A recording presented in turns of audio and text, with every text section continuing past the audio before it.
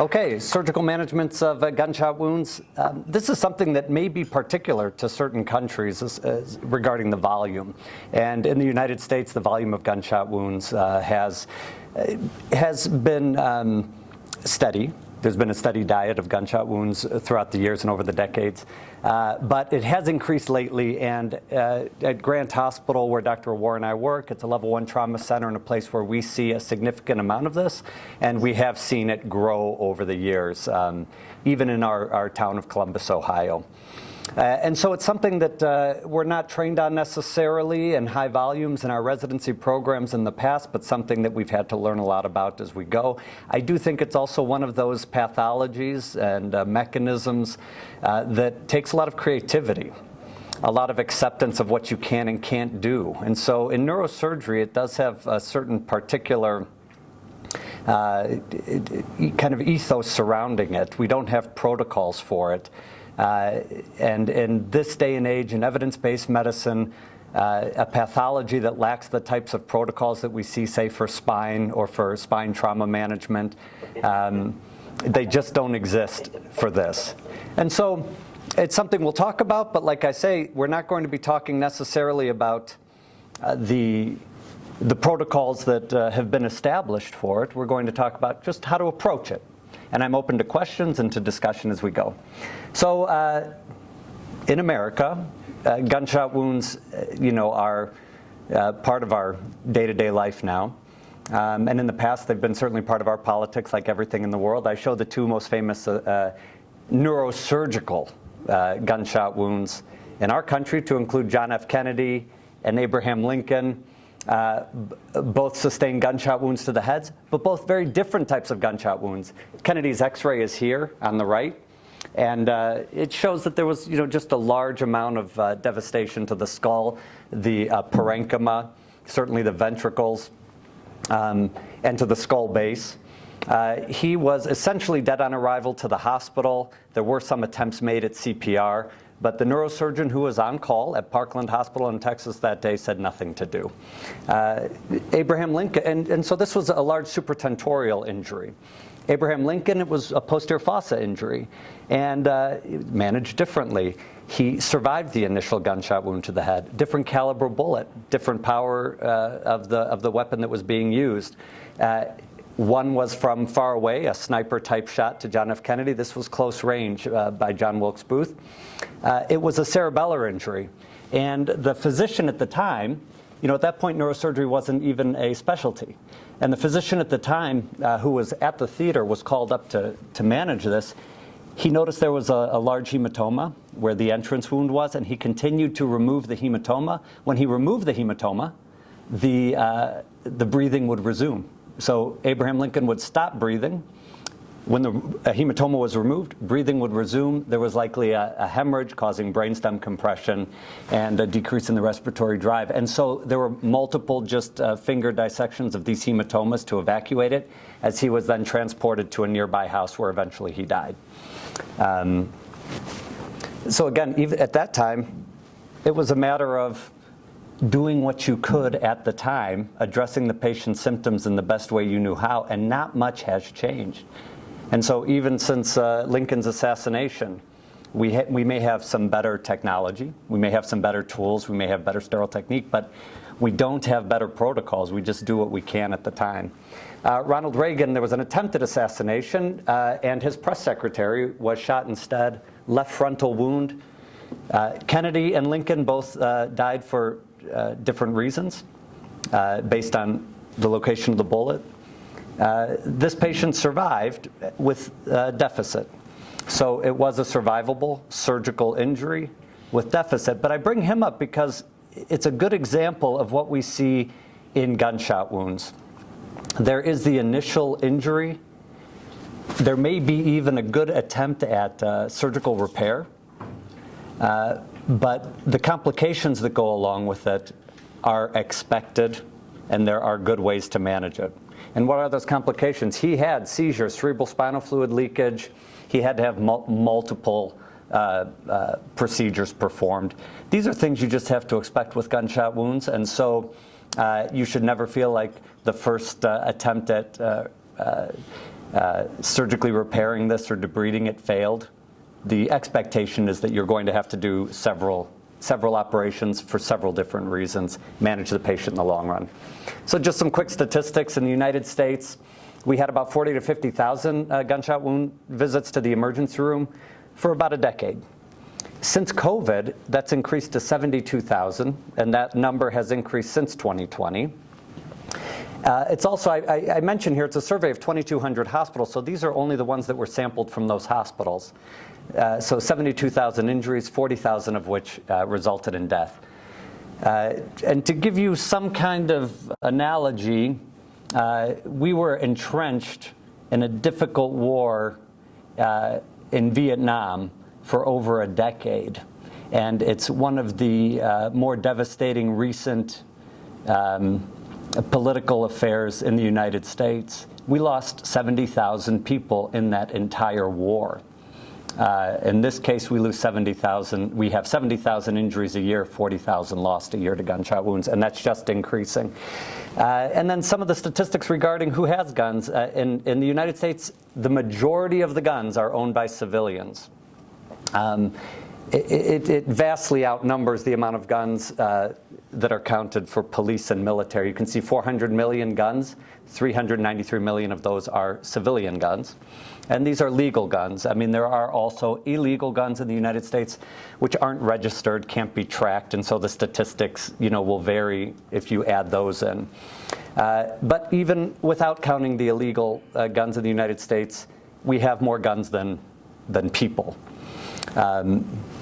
In Ohio, we always say we have more cows than people, Iowa, more pigs than people, but in the United States, more guns than people. And to give you an example how that looks on the world stage, if you just look at civilian guns in 2017, the United States civilian population, compared to the civilian population of the rest of the world, owns almost half of those guns globally. That has increased, and what you find in America is that especially when there are any hints that gun regulation may be increased, fewer guns, fewer types of guns available to the public, more guns are purchased. And so in the last several years, there's been a significant increase in the amount of guns purchased in the United States. Because everybody always thinks that our Second Amendment constitutional right to own a gun will be repealed, and so you have to get a gun as soon as you can. And so we have these kinds of statistics that result from that kind of political debate. And so, like I say, we see a significant amount of these now, more than we thought we would when we were training, and there is nothing that we've learned in the past that helps us to treat them in the future as far as a protocol goes. You just use typical neurosurgical thinking. And so, while it's a devastating, difficult injury in a patient that's going to be on your census for a long time, who probably requires multiple operations because the previous ones have failed to do what you want, despite that being difficult, it is refreshing to be able to approach something without a standard protocol that you have to adhere to have some creativity. And so what do we have to consider? We have to consider all the things that we consider when operating on anybody for a cranial procedure. The scalp, skull base, the skull, the supratentorial and infratentorial space, the vascular structures, the dural sinuses, arterial structures. All these can be affected in ways that are unpredictable. When we see supratentorial injuries, there has been some delineation between unilateral injuries and bilateral injuries. Injuries that are through the ventricles, injuries that don't involve the ventricles. Certainly deep nuclei, brainstem injuries are going to be difficult to manage or to reverse. But supratentorial injuries in the high frontal lobes without ventricular involvement many times are very survivable. And these things are manageable. And it does take time to get a patient through them, but often you see something that looks devastating on the CAT scan, and you find that with a significant amount of time and effort and work and debridements and managing infections and all the medical things that go along with it in the ICU, that patients can recover. They can recover. I mean, on the right here, the patient has a unilateral injury, will likely have a hemiplegia or hemiparesis. Certainly cognitive issues go along with this, but this is survivable. And so, the conversations that we have with any neurosurgical trauma especially, but patient, regarding what level of functionality is acceptable to them or their family member. It's an important conversation. Yes, can we help them survive? Will we reverse the primary injury? Absolutely not. Can we prevent secondary injury? We can. And so there are many devastating appearing gunshot wounds like these, supratentorial, especially high supratentorial, that don't involve the ventricle, that we can operate on, improve survival, and work with rehab for what's left. There's a lot of discussion, too, not just on treating the initial elevated intracranial pressure or intraparenchymal hemorrhages that go along with this, but how much debridement is required. We hear this word all the time with regards to gunshot wounds, debridement. Do we need to take out the fragments? Do we need to take out, if we do take out the fragments, do we need to take out all of them or just the ones that we think may cause trouble in the future? The goal of taking out all of them may be to allow the patient to get an MRI scan, but what we find is the risk of removing some of these fragments is greater than the risk of not being able to have an MRI scan for the rest of your life. With gunshot wounds, depending on the caliber and type of bullet, many of them will fragment. The bullet is made to fragment, and many of them will stay whole. The ones that are fragmented, I think I can't remember a time that we removed all the fragments. The fragments may even be extremely accessible, but increasing the size of the incision just to explore the scalp, taking off a larger craniotomy just to remove bullet fragments embedded in the bone. These aren't things that we consider to be useful. The question of debridement is one of infection in the future. And if we can manage their infections without surgical debridement, that's usually preferable. A deep fragment like the one we see on the left, we wouldn't remove. In fact, that one appears to be near the sylvian fissure, vascular structures. These gunshot wounds are very inflammatory where they land. And so they develop a capsule very quickly. Removing them often, you can tear surrounding tissues. The risk of removing the fragments far outweighs the benefit. The fragments that we do find and leave are rarely an issue with regards to infection. That is because bullets travel at a velocity that they become sterile.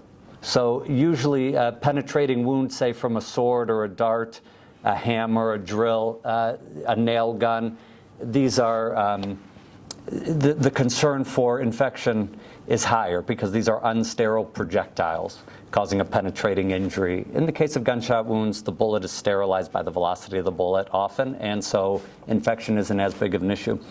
On the other hand, when we'll talk about spine, cranial and spine wounds or any wound from a gunshot can also pull in unsterile fabrics. And so if someone's wearing a hat, for instance, the fabric may need to be debrided if it can be accessed. If it can't, of course, you have to treat it in other ways. But the risk of abscess is much higher if they have clothing, and you'll see that more in the spine than the brain. You can see on the right, too, I wanted to point out that you see the fragments at the exit site and entry wound. You see that it fragmented at the entry site, and then fragments went towards the exit wound. And so you have two large intraparenchymal injuries which have now resulted in just some encephalomalacia, some cerebral atrophy, but the bullets were left in place for months. And so that's a healed fragmented gunshot wound.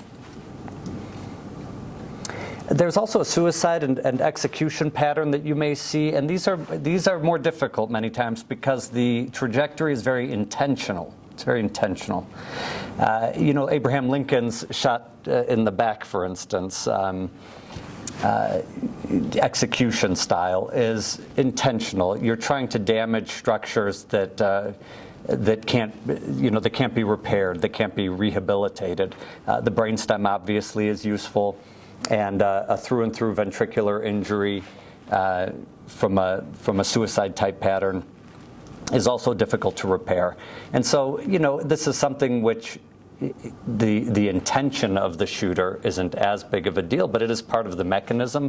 It results in certain patterns. Those patterns are typically not as survivable because of of the intended trajectory rather than a random trajectory. The cranial gunshot wounds are difficult, and so are spine. A lot of the complications are similar. But among the complications we see, they involve all parts of the brain and cerebral spinal fluid spaces, and they are not rare. They are things that you have to expect to deal with. Infection, of course, like we talked about, CSF leak, if there is a skull base injury, a mastoid injury, CSF leak is very common. We find that with bed rest while they're in the ICU, the CSF leaks repair themselves. If not, you can progress to lumbar drain or ventriculostomy, the same ways you would normally treat a CSF leak. But you have to have a high index of suspicion if there is any drainage from the ears or nose with gunshot wounds. Reoperation is almost standard, depending on the type of gunshot wound and the depth. But you have to plan sometimes for multiple debridements and reoperations. Scalp, I think, is a difficult problem. If they lose their scalp, like we see in motor vehicle accident, avulsion type injuries, or the scalp is burned in a way that you can't repair it safely or without wound healing or infection issues. The scalp has to be repaired in stages, and often that includes scalp expansion with scalp expanders, and we'll get our plastic surgeons involved prior to cranioplasty for that. If cranioplasty is required, many times the scalp has to be stretched after it's contracted, and the scalp can be repaired with skin grafting as well. But that, I think, is one of the longest, most difficult, and requires the most amount of reoperations of all the complications that we see. And then I mentioned toxicity. The bullets are typically made of lead or copper, or a combination of both. Lead or copper in the CSF space can cause lead or copper toxicities. Initially, when the amount of gunshot wounds we were seeing was increasing, I was asking for lead levels even, but that I've stopped doing. Most of these, like I say, are so inflammatory, the bullet's encapsulated very quickly, and lead seeping into the CSF or into the tissues is rare. So we don't see elevated lead levels. My recommendation, based on my experience, has been just to check those levels if you have suspicions based on symptoms. In the spine, a lot of these same issues that we see in the brain apply, but the spine, I think one of the issues we deal with is the way we typically treat spine, our ideas of how the spine should be treated. I think that gets in the way sometimes of how we treat the spine for gunshot wounds, and it's because we have applied the fracture, really the thoracolumbar specific fracture patterns and how we treat them, the protocols that go along with 2-3 column injuries, facet injuries, bilateral facet injuries, facet with ligament or disc injuries.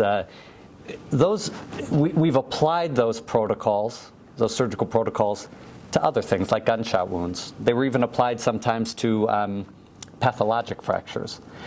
But there's a big difference between, say, a pathologic fracture that erodes the entire vertebral body, or a gunshot wound that's a penetrating injury, and a thoracolumbar fracture that we normally classify from trauma that also involves typically a flexion, extension, lateral bending type injury that results in ligamentous injury that goes along with it.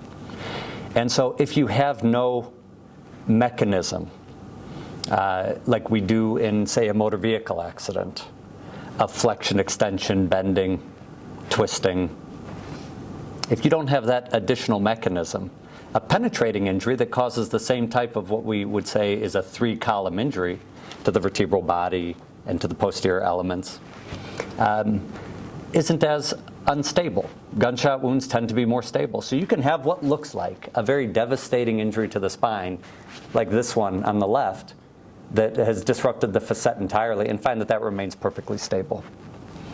And so with gunshot wounds, we are less likely to perform surgery for what we otherwise would think is an unstable fracture. And you can imagine with tumor, the same applies. You'll sometimes see a tumor erode the entire vertebral body. And so here's a pathologic fracture that erodes the entire vertebral body. There's a space between the vertebral body above and below it. There's extension into the pedicle, and still they're stable. and it's because it doesn't have the same mechanism that we see in other traumas. Gunshot wounds, same thing. Penetrating injury is such a different mechanism that the surgical outcomes change.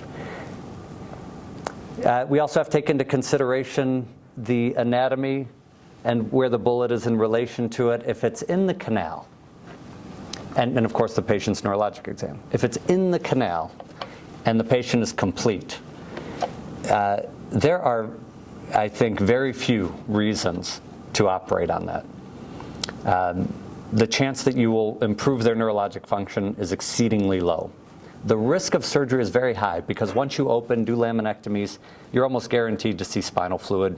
Now you may have to deal with a wound that's leaking spinal fluid, multiple reoperations, and that's just going to impede the patient's rehabilitation and recovery. And so even something like this, which if it were a disc herniation or a large osteophyte, which causes significant severe canal stenosis, we would want to take out surgically. Even something like this, we wouldn't take out surgically, despite the amount of stenosis. If it's in the disc, again, just like the bones, yes, it can cause some instability, but because it's penetrating, it usually doesn't. If the bullet entered through the belly, which in this case it did, and now it's lodged at the L4-5 disc space, I mean, it looks like one of Dr. Patel's beautiful T-lifts, I would leave it. There's no need to remove it, and in fact, removing it, even from a posterior approach, could cause significant vascular injury. It can be that there was vascular injury anteriorly. It can be, depending on the location of the bullet, that's been tamponaded. It can be that the general surgeons have already gone in, done their XLAP, done the repairs, and then you pull it out from posteriorly and cause bleeding of the anterior vessels. And so for spine, the message is that many things which otherwise appear off the bat to be surgical are not. It is worth holding back on surgery for a lot of these. And if you can manage their infection and their rehabilitation, that's usually a better option than getting involved with surgeries. That applies to the cervical spine as well. A large bullet in the canal. Now you can imagine this patient on the far left. A large bullet in the canal, significant stenosis. If they're complete, I wouldn't do surgery. They're probably not going to survive at that level. If they're incomplete, say just some weakness on the right, I would not operate. Because you may add, so first, just by removing the bullet, you may add the problems that go along with the spinal cord re-expansion. But removing that, you may add CSF leak. You may add neurologic injury. You would likely, if you removed it, depending where it is, many times have to also stabilize. You may be stabilizing now with instrumentation in what's a contaminated wound or an open wound. And so even in these cases, if you say, well, we have the location, but let's categorize that location into someone who is neurologically intact and someone who is complete. In both cases, I would still say non-surgical treatment is likely a better option. On the right and in the middle, we see a significant facet injury, bullet in the canal. This bullet came from actually anteriorly, and so the facets are still in good shape. A collar for a few weeks, flexion extension films a couple months later, and if they're stable, nothing to do from a fixation standpoint. If neurologically they have some deficit, with therapy and time that may improve, but once we operate in an area that's been disturbed this much by penetrating injury and fragmentation, we may find that we've done more harm than good. This is just a review of the complications that go along with spine, and in this case, heavy metal toxicity is also a significant issue, especially if it's in the canal. Not that it's a significant issue, it's an issue that we have to keep in mind. And so if you look at the symptoms that go along with it, many of them are very vague. And so, high index of suspicion if somebody is recovering well over time, and then they start to develop neurologic deficits again. And you say, well, the bullet's in the same spot, the spine is stable, there's no new listhesis, we can't get an MRI, but what's happening? It can be these heavy metal toxicities. And so simple testing and chelation therapy can help. and it's worth keeping in mind. That's it. Does anybody have questions about gunshot wounds? And is there ever a time where you will go and remove all the fragments? the question is there any time that you would go in and remove all the fragments? Sometimes there's 2 fragments, and sometimes there are 50 very small fragments. No, I don't remove the fragments just for the sake of removing the fragments. If there's something superficial, extremely accessible, and singular, I will remove that for MRI purposes. A young person with an accessible bullet wound or bullet fragment, it's reasonable to remove that. But if it's less accessible, say in the canal at C2, and they're neurologically intact, I would not remove that for MRI purposes. Yeah. Anyone else? Yeah, Dr. Galler? So for your point also, at least back in my previous life, sometimes the bullet is evidence. Yeah. And so if it's readily accessible, sometimes you're asked to remove it because it's simply evidence. It's certainly the reason if it's part of a crime, that's not a medical reason to remove it, but sometimes as a surgeon I recall being urged to, oh, by the way, if you're going to be taking care of this, could you make sure that you provide us with this particular specimen? Yeah, that's true. There is a forensic advantage. We've never been pushed to take the bullet out for non-medical reasons. But whenever we do, they are saved, they're preserved, and there's a whole process for making sure that the bullet, as evidence, follows proper protocols so that somebody doesn't switch the bullet or try something for an unjust reason. Any other questions? Yes? Thank you. Have him bring you the microphone so we can hear you. Thank you. What's been your experience with MRI technologists, and do you have a protocol for lead or steel bullets are pretty rare, I think? Our MRI technicians and protocols are extremely strict, and you may find that at your hospitals too. If someone, say, was involved in a construction job and has a small particle of metal in their eye for 20 years, they won't get an MRI. And so even one of these small bullet fragments, especially close to any neurologic structure, like the brain or spine, they won't allow it. And so if you say, well, I'll debride as much as I can get out 49 of the 50 of these small fragments for MRI purposes, you may still likely not get an MRI. And so it's not worth taking out the bulk of them. You want a complete resection of the fragments if you're doing it for MRI compatibility purposes. So my experience has been that these fragments are actually harder to find than you would imagine. You can use X-ray in the operating room to hunt them down. An X-ray may find many of the fragments, but a CT post-op, there may be one left, and now MRI would say we're not going to do it. So I think it should be very low on the list as a priority for patients to become MRI compatible through surgery. I don't think that's a high priority reason, but if it's extremely accessible, between the spinous processes, for instance, in a young patient, no fragmentation, then removal is reasonable for MRI purposes because you can get that, you can achieve that outcome. Any other questions? All right, very good, thank you. Thank you.